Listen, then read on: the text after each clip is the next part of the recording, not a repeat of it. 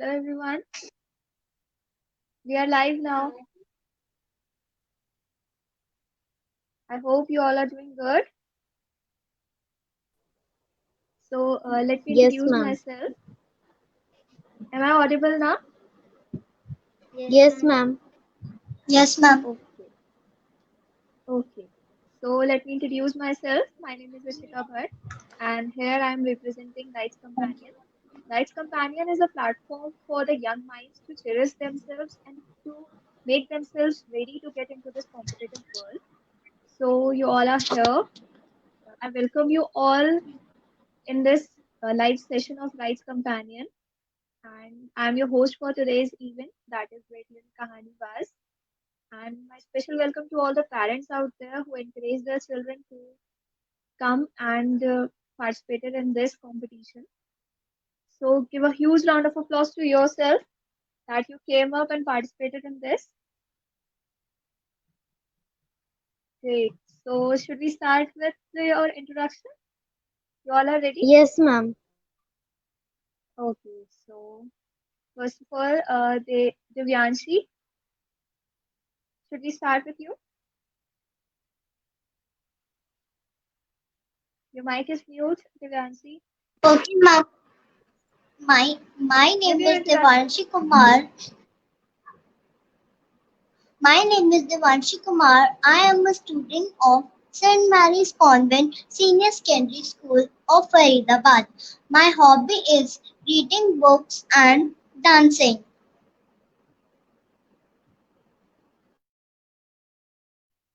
Great, Divyanshi. Thank you. So now another participant, that is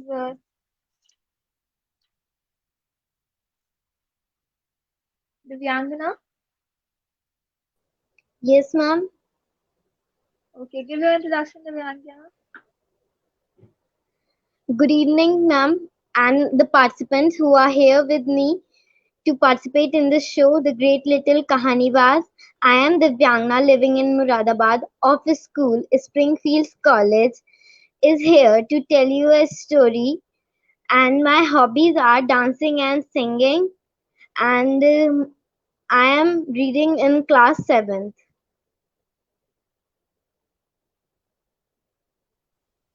Good, Divyangana. Thank you.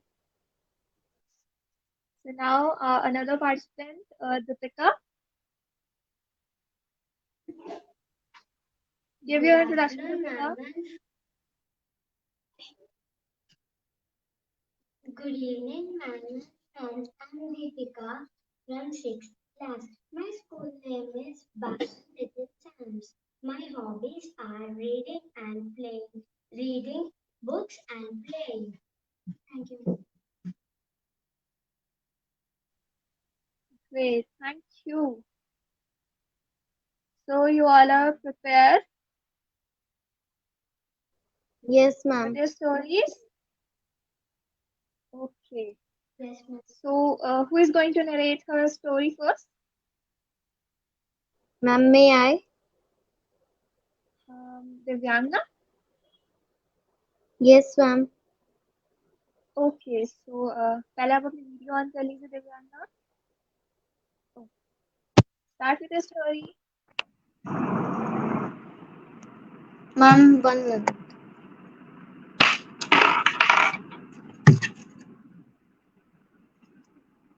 So, my story's name is The Two Army Surgeons. So, there were two army surgeons and they were very clever. One day they decided to do a world tour and they started their tour. One day, when they started their tour, they want to rest for some time. Then they saw a hotel. The hotel was very beautiful and from inside also and from outside. Then they saw the manager and they asked for a room. Then the manager said, "Yes, sir, we have a room for you." The manager Then they start talking about their skills, that what can they do. Then the manager said, "Sir, can you please show me one of your skills?" Then they said, "I will cut my hands," and the another one said, "I will cut my eyes and put them back in the morning."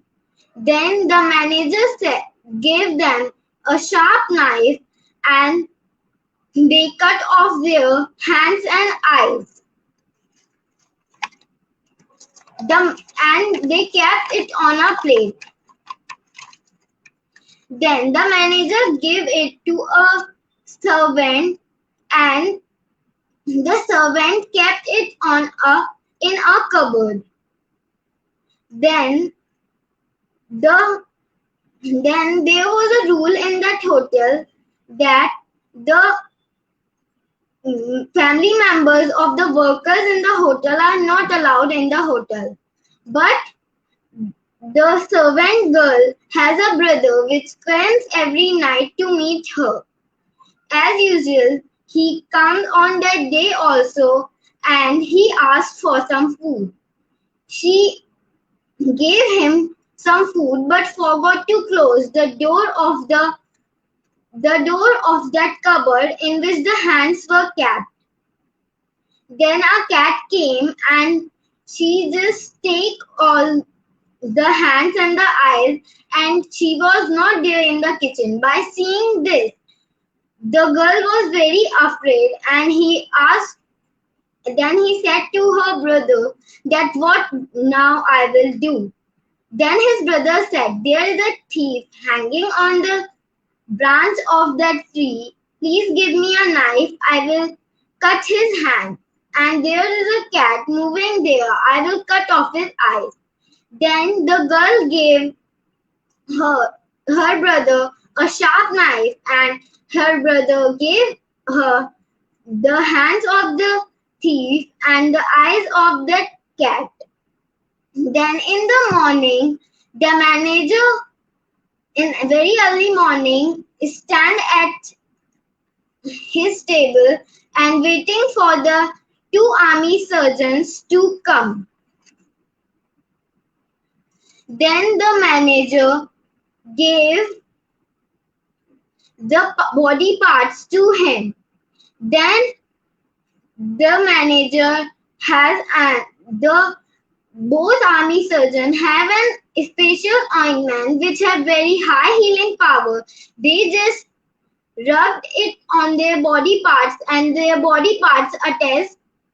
Then they go out, and they started their world tour again.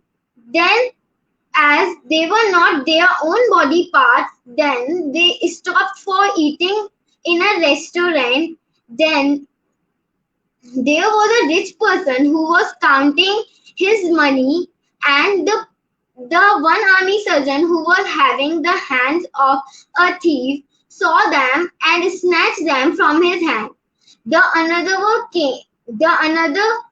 one army surgeon said him that what are you doing? This is shameless. Then he said that no, I am not doing this, happens by its own. Then they rested in another hotel, and then there was a mice in that room. It was very night, but the another army surgeon was having the eyes of a cat, and he was able to see the mice. Then he asked to the another one, "Are you able to see the mice?" He said, "No, I am not." Then he said, "I am able to see the mice." Then he said, "Something is wrong. These are not our body parts." Then another day, they went to the that inn that when they show in that hotel where they showed their skills, and then they asked to the manager that what have you done with the body parts. He said that, "Sir, I have not done anything. The servant girl has does all these things." Then he went to her room, the servant girl's room. Then she was not here. She saw the both army surgeons coming and she ran away. Then the both army surgeons said, "Give us money, otherwise we will call police." Then, in this fear, the manager gave them all the money he had and asked from other persons to give him money. Then he gave both the army surgeons a lot of money, but and that money can make their life more comfortable, but they will be more happier if they had their own body parts. Thank you. And the moral of the story is that we should not be overconfident and we should not trust on everyone.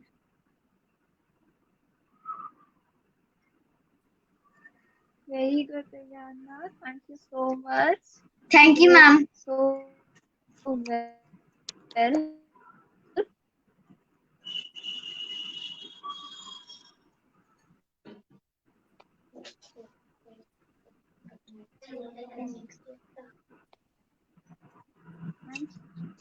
you. Now, Devanshi.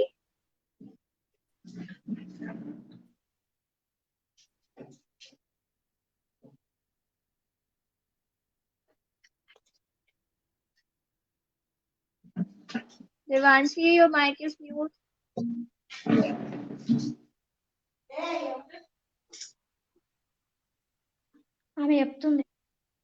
Devanshi, Sorry, ma'am. Good morning, respected teacher and all yes. who are present here. My name is Devanshi Kumar, a student of St. Mary's Convent Senior Secondary School, Faridabad. Today I want to tell a story about a boy Rohit who didn't knew the real meaning of life. Rohit was one of the most intelligent students of his class, but he was the victim of insecurity that he may score poorly in examination. Miss Shruti, Rohit's English teacher, was mindful of his condition. He used to observe him in school studying long during the recess, spare time, even during the activity period. She was scared as well as amazed with the Rohit's condition. One day she saw Rohit's class playing in the ground and Rohit carefully memorizing something at the corner. She called him, Rohit.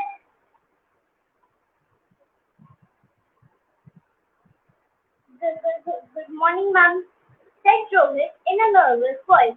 Very good morning, Rohit. Hope you are doing good. Yes, ma'am. You may make yourself you will make yourself comfortable by sitting here and having a sip of water. Thank you, ma'am. How many you got? Rohit, how many you got in midterm examinations? 98%, ma'am. Are you satisfied? No, ma'am. I wanted 100%. Shall I share with you something, Rohit? Sure, ma'am, replied Rohit. Miss Shruti started. In this world, you will also see two types of people. One who is working hard to achieve success, and one who is working hard as well as enjoying his life. The one who works hard to achieve success all day and night will never be satisfied with his life, because at the end of his life he will be left with nothing. But the one who enjoys his life as well as work hard will be satisfied, because at the end of the life he will be left with the important thing, that is memory of life. It doesn't mean we should only it doesn't mean we should only work hard or enjoy our lives. If we keep a balance of both, if we keep a balance of both, we can we can achieve two golden memories. We can achieve we can get two golden achievements. One one experience and two memory. We should Life is an open book that grants us experience. We should learn the lessons. We should learn the lessons given by our life, and time is our teacher. And time is our teacher. Ro- Miss Shruti's words moved to Rohit because beside an English teacher, she was a brilliant speaker. She was a brilliant speaker.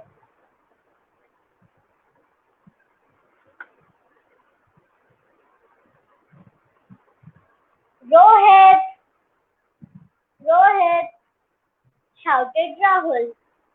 Shouted Rahul, Rohit's friend. Will you play football with us? Of course, Rahul, said Rohit.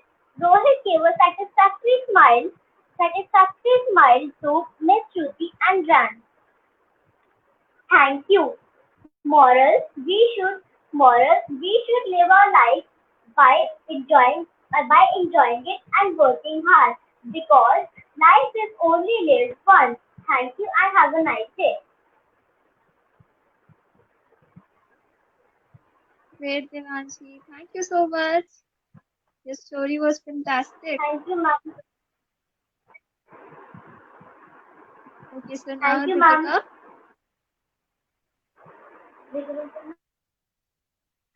Hi, Deepika. Hi, ma'am. I should tell the You are story, ma'am. ready? Okay, start your story. Aladdin and the Aladdin and the Magic Lamp. In India, there was a small village named Nasia where lived a poor couple. The husband, Mustafa, was a tailor and the wife Haziba helped him work. They lived in utter poverty and seldom had enough food to eat. About that fact that their childness worried them a lot. One day, the couple decided to shift from Nasia to Mecca with a hope that their life would take a new turn in the holy city as the as as they hoped. After they started to live in Mecca. Allah heard their Allah Allah heard their prayers. He blessed the couple with a male child whom they named Aladdin. Due to excessive attention and love, Aladdin became a very naughty boy. He was always out of the house playing with his friends and created problems to his parents. But his parents no hurt the parents had no heart to repent their child, which made him irresponsibility. Night seating him on his lap, his father affectionately told him, "My dear son, you are our one and only child. We were blessed with you after many years. After after many prayers, it is depressing to see you roaming around. The whole city is responsibility. We have lot of dreams for you. You are not a small kid anymore before. I was my strength. I want to teach you all that I know so that you will have a secure future. Affectionately brushing Aladdin's lock of hair, Mustafa continued to speak. Dear boy, it is not too late. Stop being a brat and sit with me at least 2 hours a day. Learn tailoring with our getting old. We won't be there with you throughout your life. Please try to lend me a helping hand from tomorrow. As as Mustafa finished speaking, Aladdin nodded his head and promised to learn tailoring from his father. His parents were very happy that he had listened to them and slept happily that night. Alas, wrong they realized the wrong they formed Aladdin running inside street. As usual with his friends, too, instill they tried to instill sense of responsibility. In him in him several several times after a day. Always faced nothing, always faced nothing but all but object being only child none of his parents had the heart had the heart to scold him too. Some more years passed by when Aladdin attained the age of 10. His father Mustafa expired due to illness. The sudden lead of Mustafa left Aladdin and his mother in a deep shock. They were shattered and lost their only earning member in order to earn a living. Haziba again started to work as a servant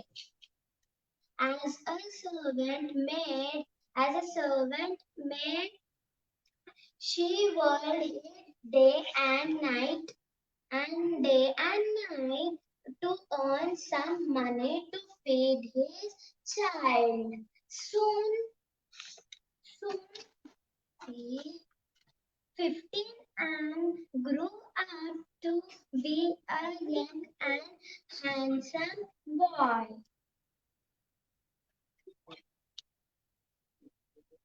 Thank you, ma'am.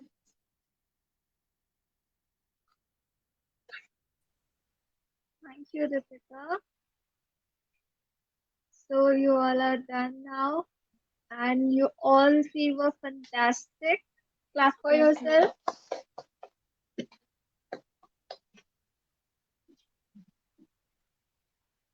Okay. So thank you so much for being here and for narrating your stories, your beautiful stories. Bye, ma'am. Okay, so now to the audience, just start voting in the comment section for your favorite Khanibaaz, and because you will the winners will be decided on the basis of 50% jury and 50% voting marks. Okay, so and all the participants, just share this link with your loved ones, with your friends, with everyone to grab your votes.